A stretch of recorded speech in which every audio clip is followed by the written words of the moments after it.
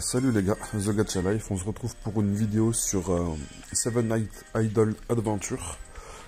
Et cette vidéo, je la fais pour vous informer que, bon, d'ici le courant du mois de mars, la première partie du mois de mars, début ou mi-mars, il y aura un event sur les 1,5 ans de Seven Night Idol Adventure. Lors de cet event-là, en même temps, il y aura une collaboration avec une licence, mais on n'a toujours pas d'informations dessus. Autre information, c'est que d'ici 2 jours, normalement c'est le 20 février, il y aura un serveur merge. Nous sommes dans le FR34, il me semble, ou le FR33. En tout cas, il y aura un merge des deux serveurs. Je vais vérifier ici. Nous, on est dans le FR34.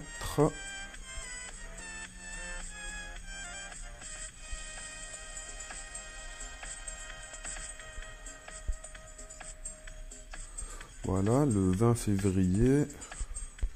Pour les serveurs français, le 33 et le 34 vont être ensemble après. Ça va devenir juste le 33 normalement.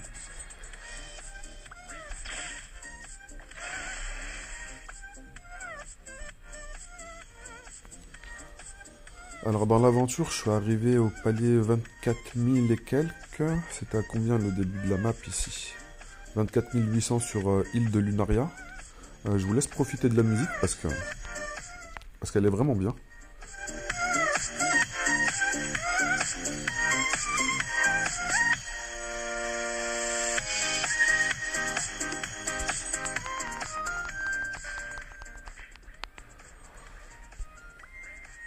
Alors le problème, c'est qu'il faut économiser les ressources.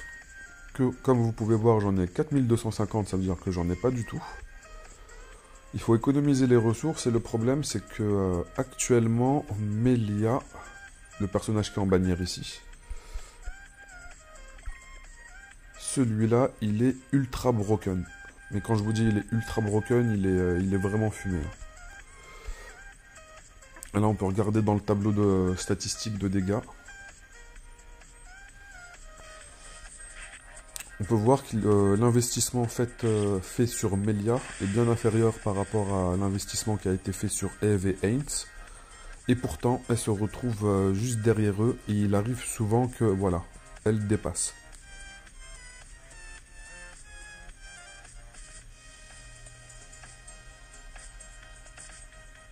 Après, quand je dis qu'il n'y a pas autant d'investissement, c'est par rapport aux étoiles du personnage. Le fait qu'elle ne soit pas 7 étoiles, elle n'a pas accès à normalement 4 lignes de progression. Elle n'a pas accès à tout ça, elle ne peut pas l'augmenter. Là par contre, ça je l'ai maximisé. Il faudrait que... Non, ça normalement je devrais pas avoir assez de ressources. Ça va être dans un petit moment, il faudra que je farme un petit peu.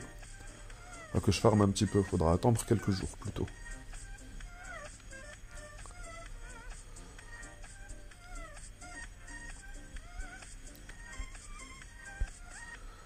Alors, mis à part ça, il n'y a rien de particulier.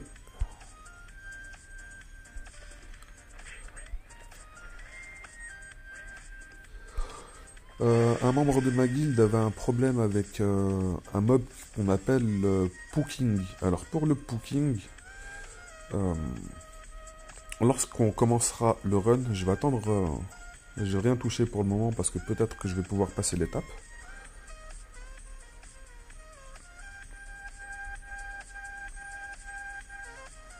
Allez.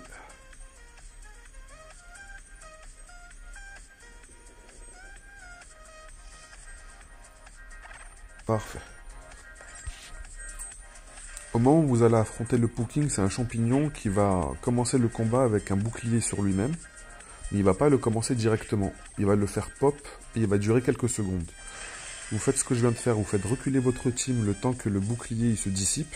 Et après vous laissez votre équipe taper de manière automatique.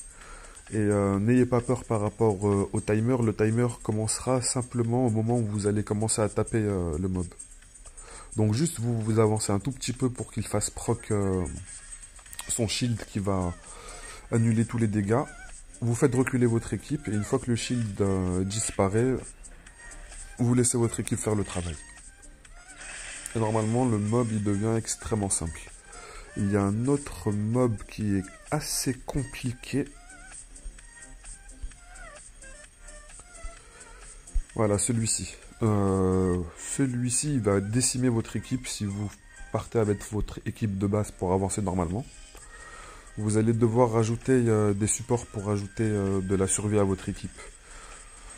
Je vous conseille personnellement celui-ci. Si vous l'avez, tant mieux. Si vous l'avez pas, vous pouvez le récupérer avec l'event actuel de Saint-Valentin. Si je ne fais pas d'erreur. Spécialement pour cette capacité, il va donner à toute votre équipe annulation des dégâts subis 3 fois. Et on va confirmer ça tout de suite. Il est bien ici.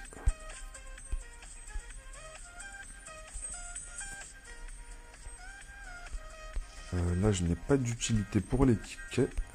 Du coup, je vais juste les garder de côté.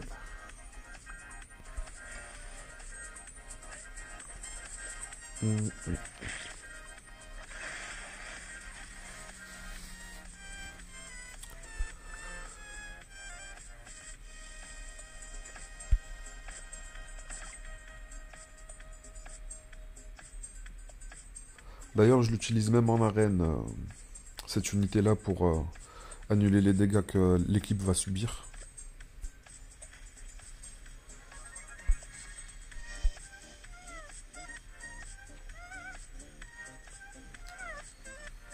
Trop juste. Dommage. Alors, tour de l'infini, c'est un élément... je sais pas comment vous abordez la tour, mais moi je l'aborde en général de cette manière-là en termes de formation. On va rentrer...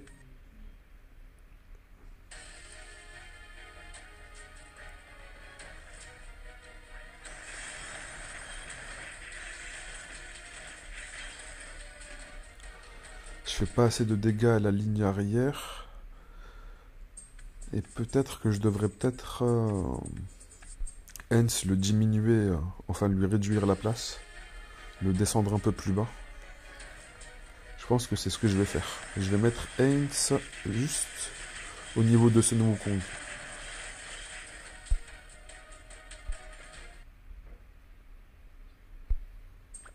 Voilà. Hop. Peut-être que s'il target ce nouveau Wukong avec son AOE, il va... Enfin, pas ce nouveau Wukong là. J'ai oublié comment elle s'appelle.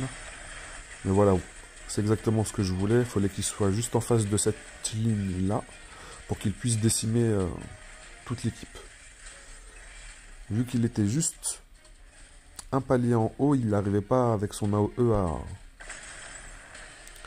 à l'appliquer sur toute l'équipe qui était bien packée.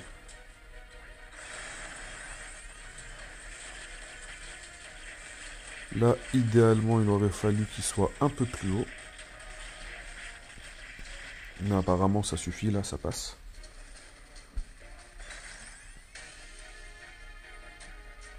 Et si je laisse... Société... Non, c'est pas Société Magique Elk. Si. Normalement, c'est Scud que je mets bien en arrière. J'ai fait une petite erreur, là. Dans la formation. Non, c'est bien ça.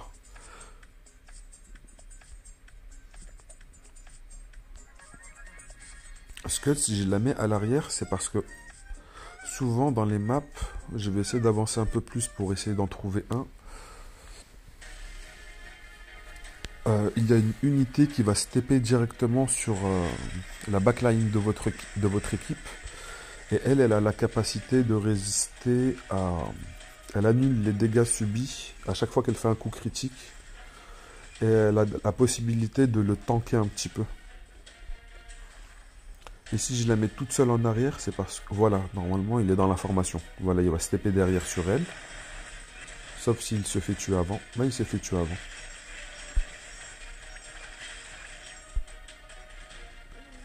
Alors... Où est-il?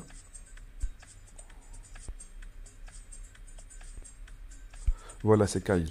Kyle, il va se TP directement sur la backline. Il va les décimer, mais d'une manière qui est incroyable. Et si votre équipe, elle est paquée, il fait des dégâts en zone. Il va démonter tout le monde. Du coup, il faut bien split votre équipe si vous avez différentes personnes qui sont en arrière. Sinon, vous en mettez une seule d'unité.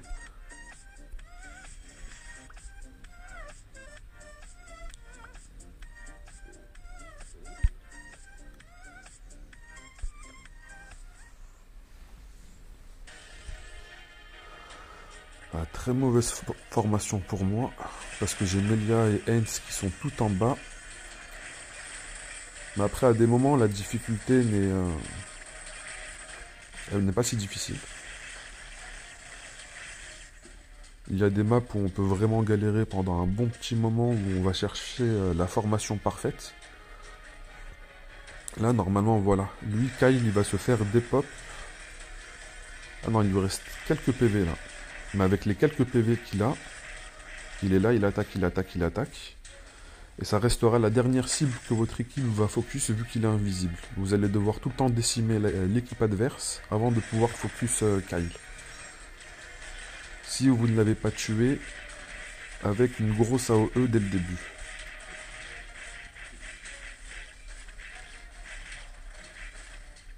Ah, dommage. Dommage, dommage. Et j'ai pas bien fait attention à la formation de départ. Oui, là c'est sûr, on peut mettre Heinz à la place de Karma. Mais ça a l'air de passer maintenant.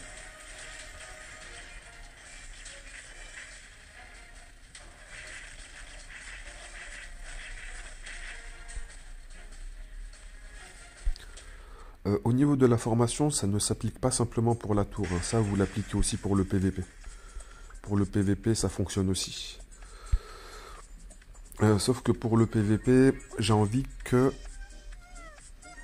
ce soit... Alors si j'ai mis, comment il s'appelle, Jack, tout en avant tout seul, c'est pour que les mecs le target et envoient toute la sauce sur lui en fait. D'ailleurs, je devrais mettre un peu plus Melia en retrait.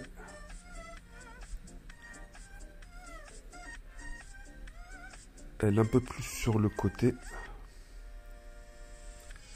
Et elle, si je la mets en avant, si j'essaie de la mettre un peu plus devant, c'est parce qu'elle va appliquer le debuff de réduction ou d'augmentation de dégâts.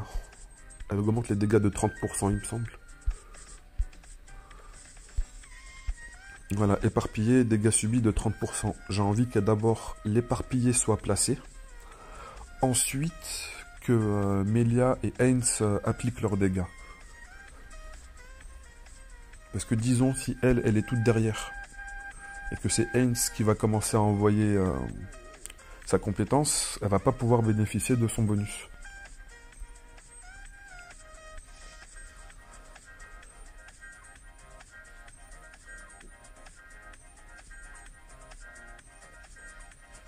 Et je n'ai pas non plus trop envie de les mettre en arrière, parce qu'un Kyle sauvage, il pourrait facilement décimer Heinz et le reste de l'équipe là.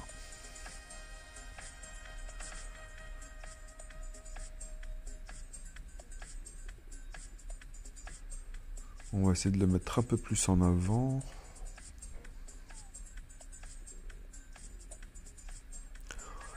Après, elle aussi, je pourrais l'utiliser juste comme sacrifice. Parce que elle, sa capacité, c'est juste qu'il faut qu'elle lance sa capacité et qu'elle essaye de faire dormir des mecs en face. Si elle meurt après, ça n'a pas d'importance. Du coup, c'est peut-être plus utile que je la mette en avant. Et on va faire comme ça.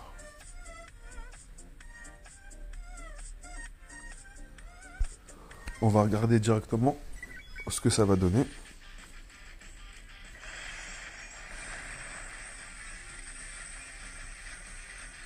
Là, vous voyez, ma team, elle a été bien protégée des AOE des mecs en face. Ou non, c'est l'inverse. J'ai pas bien compris ce qui s'est passé. Faut que je regarde rejouer. Ma team, elle est de quel côté?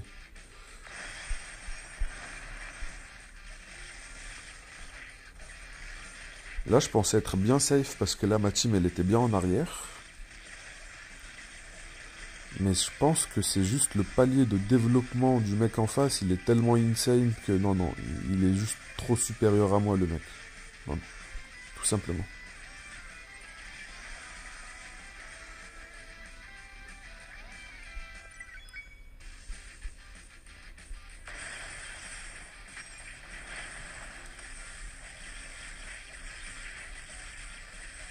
On peut pas mettre pause. 507 millions. Non, non, il a vraiment beaucoup plus avancé dans le jeu. Il est vraiment très très loin, lui. Mais mis à part ça, on peut voir que ma formation, la mentalité de la formation, ça a fonctionné. Jack, il a bien pris tous les dégâts que les adversaires ont lancés au début. La team, elle était un petit peu safe. J'ai réussi à faire dormir quelques membres de son équipe. Après, le mec, il avait trop d'avance sur moi dans le jeu, là.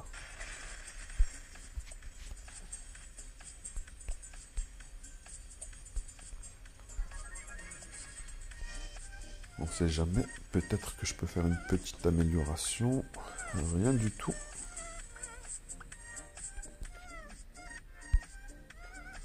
Pour l'arène d'élite, il me semble ne pas avoir spécialement organisé ma formation, là.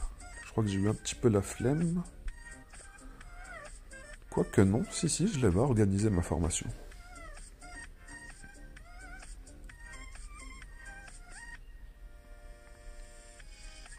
Cette formation-là, c'est une formation qui essaye d'être basée assez défensive, basée sur une frontline qui va bien résister normalement, si je me fais pas one-shot. Si le combat est assez équilibré, normalement ils sont censés résister un petit peu. Haynes va dépop les mecs en face, et Kyle va se TP pour essayer de les décimer par derrière. Lui, ça augmente la diminution des dégâts. Et elle apporte de la tankiness et de la régénération de HP à l'équipe. Elle va apporter un shield globalement à toute l'équipe dès le début du combat. Dès qu'elle va faire sa compétence normalement.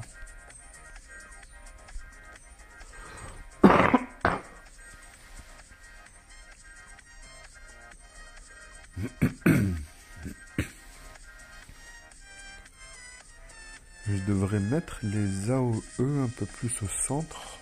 Faut que je regarde la capacité du grand seigneur. C'est bien une AOE normalement. Attaque de zone 3 mètres autour du lanceur.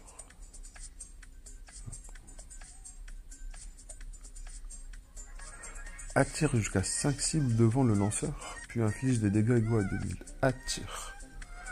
Ok, ça, il faut bien faire attention parce que si elle attire les mecs ici, ça va mettre en danger mon équipe en fait. Si elle les attire, eux ils vont tous passer derrière.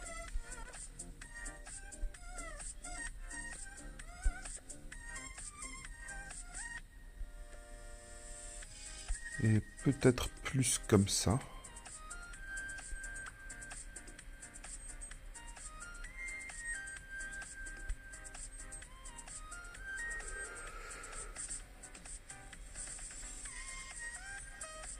Là, le problème de cette formation, c'est que je n'ai vraiment pas beaucoup d'AOE.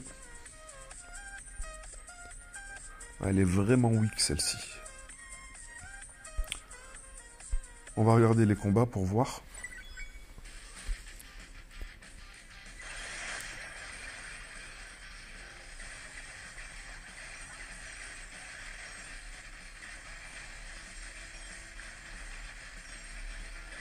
Bon, là, ça a l'air d'aller, mais j'ai la sensation que mon équipe, par rapport au Grand Seigneur d'Elon, c'est par rapport au Grand Seigneur d'Elon que je les ai décimés. Là, non, c'est eux qui m'ont...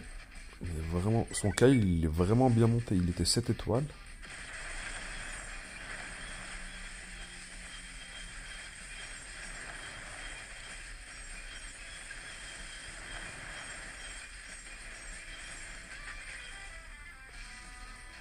Et là, mon cas, il était vraiment inutile. Pensez à bien regarder vos combats, si vous voulez monter en arène. Juste pour porter un regard sur comment votre formation va réagir.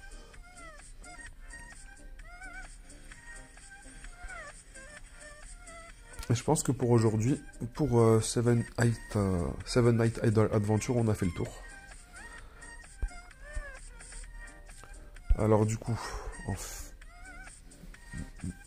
en résumé, Melia, il vous la faut parce qu'elle est extrêmement puissante. Elle est vraiment, vraiment puissante. Le problème, c'est prenez en compte que mi-mars, on va avoir un événement des 1,5 ans et il y aura une collaboration. Sur ce, à bientôt.